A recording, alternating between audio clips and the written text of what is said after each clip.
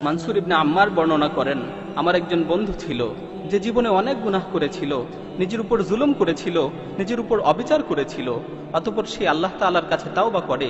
তাওবা করার পর থেকে আমি তাকে দেখতাম সে অনেক ইবাদত করত, অনেক নামাজ পড়ত, অনেক রোজা রাখত, অনেক তাহাজ্জুদ পড়ত।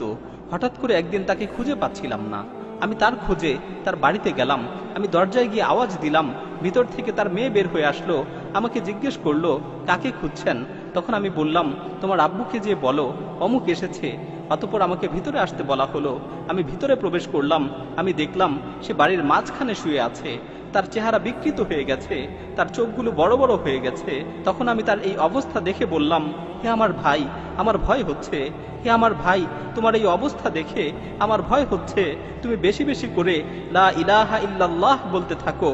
এ কথা শুনে সে অনেক কষ্ট করে আমার দিকে তাকালো, অতঃপর বেহুশ হয়ে গেল। যখন তার হুঁশ ফিরে আসলো, আমি তাকে দ্বিতীয়বার আবারও বললাম, হে ভাই, বেশি বেশি করে লা ইলাহা ইল্লাল্লাহ বলতে থাকো। সে আবারও বেহুশ হয়ে গেল। যখন তার হুঁশ ফিরে আসলো, আমি তৃতীয়বার আবারও বললাম, হে ভাই, বেশি বেশি করে লা ইলাহা ইল্লাল্লাহ বলতে থাকো। সে চোখ খুলল, আমার দিকে কিছুক্ষণ তাকিয়ে রইল, চোখের পানি ছেড়ে দিয়ে বলল, হে ভাই মানসুর, আমার মাঝে আর এই কালেমার মাঝে প্রাচীর তৈরি করে দেয়া হয়েছে। আমি ইচ্ছা করলেও এই কালেমা পাঠ করতে পারছি না। তখন আমি বলে উঠলাম, লা হাওলা ওয়ালা কুওয়াতা ইল্লা বিল্লাহ। আমি তাকে বললাম, তুমি যে এত নামাজ পড়তে, এত ইবাদত করতে, এত আমল করতে, এত তাহাজ্জুদ পড়তে, এগুলোর কি হলো? তখন সে বলল, তুমি যে আমাকে ইবাদত করতে দেখতে, আমি এর কোনো কিছুই আল্লাহর জন্য করতাম না। আমি আমার সকল ইবাদত, আমি আমার সকল আমল, এগুলো মানুষদের দেখানোর জন্য করতাম। আর আমার তাওবা ছিল মিথ্যা তাওবা। আমি মানুষদের দেখানোর জন্য তাওবা করেছিলাম। আমি মূলত বাহ্যিকভাবে মানুষদের দেখানোর জন্য ইবাদত করতাম, কিন্তু আমি যখন একাকী থাকতাম, আমি আমার ঘরের দরজা বন্ধ করে দিয়ে মদ পান করতাম। আমি নির্জন মুহূর্তে বিভিন্ন ধরনের গুনায় লিপ্ত হতাম। আমার মনে আছে, একবার আমি খুব গুরুতর অসুস্থ হয়ে গিয়েছিলাম। আমার ধারণা হচ্ছিল আমি আর বাঁচব না। তখন আমি আমার পরিবারের লোকজনকে বললাম, আমাকে ধরে বাড়ির মাঝখানে নিয়ে আসো এবং আমার নিকট একটি কোরআন শরীফ নিয়ে আসো। অতঃপর তারা আমাকে ধরে বাড়ির মাঝখানে নিয়ে গেল এবং আমার নিকট কোরআন শরীফ নিয়ে আসলো। আমি কোরআনকে খুলে পড়তে লাগলাম এবং আসমানের দিকে তাকিয়ে বলতে লাগলাম, হে পরম দয়ালু আল্লাহ, হে পরম দয়ালু আল্লাহ, এই কোরআনের মাধ্যমে তুমি আমাকে সুস্থতা দান করো।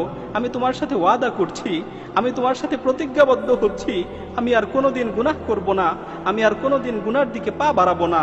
আল্লাহ তাআলা আমাকে সুস্থতা দান করলেন। যখন আমি সুস্থ হলাম, তখন আমি আগের মতোই আবারও গুনায় লিপ্ত হলাম। প্রতিনিয়ত গুনাহ করতে থাকলাম। আল্লাহর সাথে কৃত ওয়াদার কথা একেবারেই ভুলে গেলাম। এভাবে গুনাহ করতে করতে বেশ কিছুদিন অতিবাহিত হয়ে গেল। এভাবে আল্লাহর নাফরমানি করতে করতে বেশ কিছুদিন অতিবাহিত হয়ে গেল।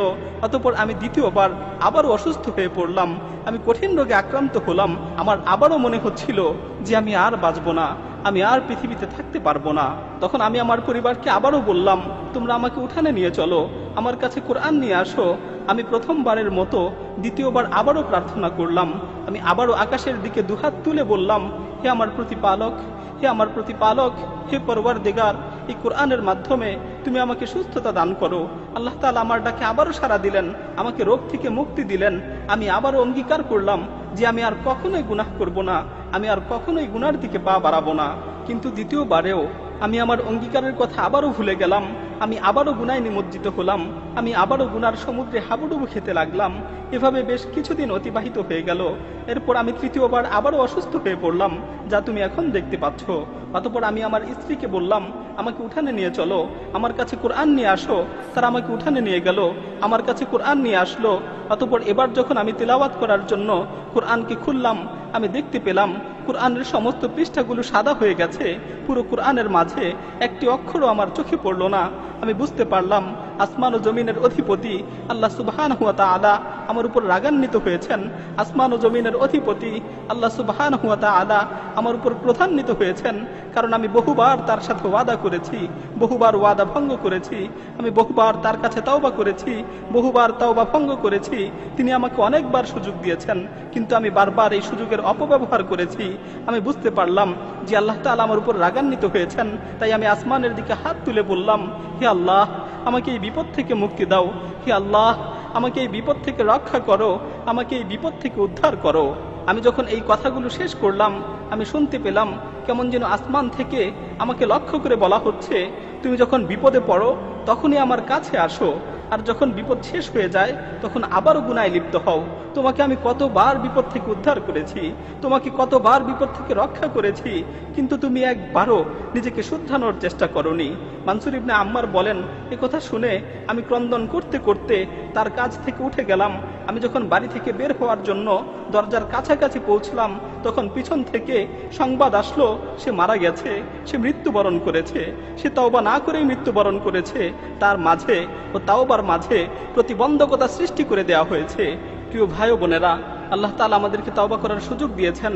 আল্লাহ তাআলা আমাদের ডাক দিয়ে বলছেন, ইয়া আইয়ুহাল্লাযীনা আমানু তুবু ইলাল্লাহি তাওবাতান নাসুহা আসা রাব্বুকুম আন ইউকাফিরা আনকুম সাইয়্যাতিকুম ওয়া ইউদখিলাকুম জান্নাতিন তাজরি মিন তাহতিহাল আনহার। হে ঈমানদারগণ, তোমরা একনিষ্ঠভাবে আল্লাহর নিকট তওবা করো। হে ঈমানদারগণ, তোমরা একনিষ্ঠভাবে আল্লাহ তাআলার নিকট তওবা করো। আল্লাহ তাআলা অবশ্যই তোমাদের গুনাহগুলোকে ক্ষমা করে দিবেন এবং তোমাদেরকে জান্নাতে প্রবেশ করাবেন, যার তলদেশ দিয়ে নহরসমূহ প্রবাহিত হয়। আল্লাহ তাআলা আমাদেরকে তওবা করার সুযোগ দিয়েছেন, কিন্তু আমরা এই সুযোগকে অবমূল্যায়ন করছি। আল্লাহ তাআলা আমাদের তওবা করার সুযোগ দিয়েছেন, কিন্তু আমরা এই সুযোগের অপব্যবহার করছি। এমন একটি সময় হবে যখন আমাদের মৃত্যু চলে আসবে, তখন আমরা তওবা করতে চাবো, কিন্তু আমাদের তওবা কবুল করা হবে না। আল্লাহ তাআলা বলছেন, ওয়ালাইসাতিত তাওবাতু লিল্লাযীনা ইয়া'মালুনা আস-সাইয়্যাত হাত্তা ইযা হাদারা আহাদাহুমুল মাউত ক্বালা ইন্নী তুবতুল আন। আর এমন লোকদের জন্য কোনো ক্ষমা নেই যারা মন্দ কাজ করতেই থাকে, এমনকি যখন তাদের মাথার উপর মৃত্যু এসে উপস্থিত হয় তখন বলতে থাকে, আমি এখন তওবা করছি। প্রিয় ভাই, আর দেরি নয়, আসুন এখনই তওবা করি, সুযোগ থাকতে তওবা করি, সুস্থ অবস্থায় আল্লাহর দিকে প্রত্যাবর্তন করি।